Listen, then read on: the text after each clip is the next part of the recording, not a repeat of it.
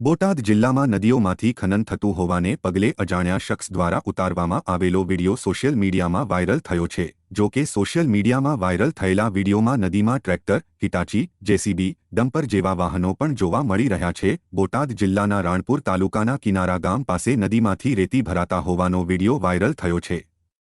જો કે આ રેતીનું ખનન કાયદેસર છે કે ગેરકાયદેસર તેની કોઈ જાણકારી નથી।